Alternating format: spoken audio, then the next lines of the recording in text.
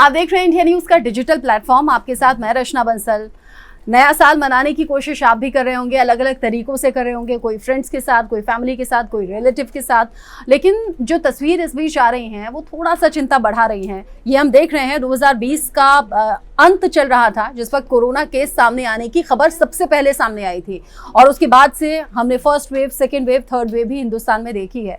हम बार बार कहते हैं कि कोविड आपके और हमारे बीच से नहीं गया है। हम बार बार कहते हैं कि कोविड को लेकर सावधानी बरतनी जरूरी है, लेकिन अभी इन हालात में जब चीन से, जापान से और बाकी देशों से खतरनाक तस्वीरें सामने आ रही हैं, ये अलार्मिंग सिचुएशन है कि आपको और हमें हालात को समझना चाहिए। न सिर्फ समझना चाहिए बल्कि खुद भी कोरोना प्रोटोकॉल्स को फॉलो करना चाहिए। अपने आसपास के लोगों को भी ये बताना चाहिए कि जश्न या खुशी के मौके जिंदगी में बाकी आ जाएंगे, बाकी ऐसे बहुत से मौके होंगे, लेकिन अगर कोविड को हम लोग इस तरह से खुलेआम दावत देंगे तो ये आपके और हमारे लिए, सबके लिए जानलेवा साबित हो सकता है।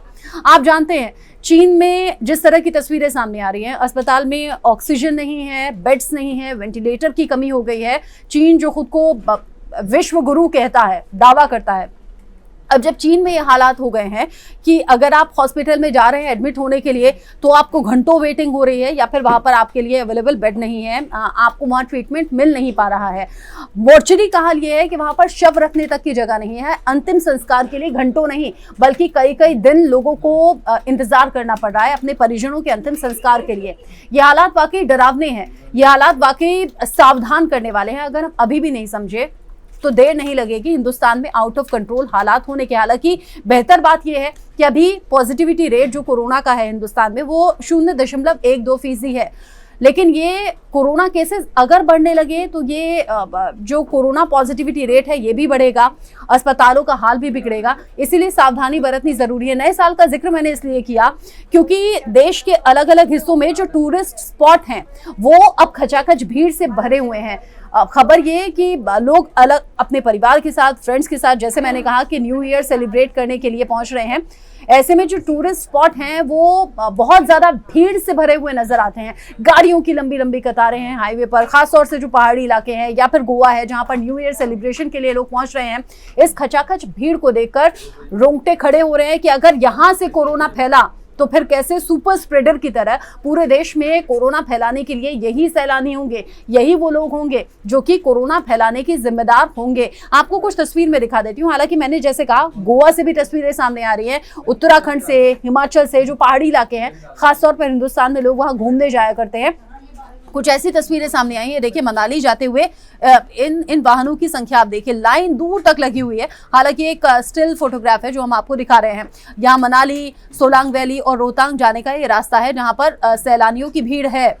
ये एक और तस्वीर देखिए, ये देखिए पूरा हाईवे आपको भरा हुआ नजर आएगा। ये पहाड़ी इलाका है, पहाड़ी इलाकों में घर आपको दिख रहे हैं, लेकिन ये जो पूरे वाहनों की संख्या है ये सैलानी है। ये वो भीड़ है जो कि न्यू ईयर सेलिब्रेट करने के लिए तो जा रही है। हो सकता है यहाँ कुछ खुशी के, यहाँ पर कुछ फैमिली के साथ अच्छे मोमेंट्स आपको मिल जाएं, लेकिन अंदाजा लगाइए यहाँ से अगर कोरोना फैलने लगा तो फिर कितनी ज्यादा परेशानी लेकर आएगा। एक और ये तस्वीर आपके लिए देखनी जरूरी है। ये हिमाचल प्रदेश के कुल्लू मनाली की तस्वीर है और आप ये देखिए कि कितनी ज्यादा भीड़ यहाँ पर है। इन तस्वीरों को आप दूर से देख रहे हैं, अगर इनके बीच में चले जाएंगे तो पांव रखने तक की भी आपको जमीन यहाँ मिलेगी नहीं।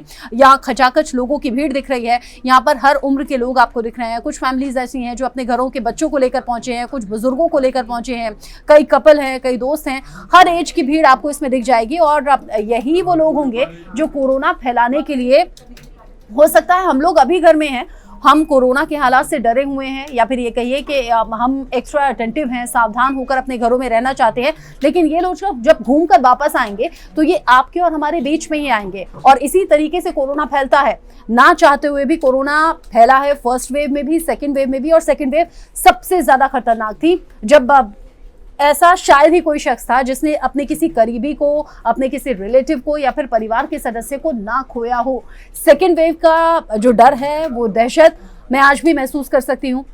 हम इंडिया न्यूज के दर्शकों से यही कहेंगे कि अगर आप न्यू ईयर सेलिब्रेट करने की तैयारी कर रहे हैं तो अपने घर में रहकर अपने परिवार के लोगों के साथ आप न्यू ईयर सेलिब्रेट कीजिए, अच्छे तरीके से जश्न मनाइए। अगर आप भी इस तरह से भीड़ का हिस्सा बन रहे हैं तो याद रखिए हालात बिगड़ते हुए हिंदुस्तान में देर नहीं लगेगी, क्योंकि गाजियाबाद से डराने वाला एक केस ये भी सामने आया है। हालांकि कोरोना के केसेस अभी ओवरऑल देश में कम है, लेकिन कोरोना के खतरे के बीच गाजियाबाद से एक केस सामने आया है और उस कोरोना पेशेंट में ब्लैक फंगस, व्हाइट फंगस एक साथ मिली है।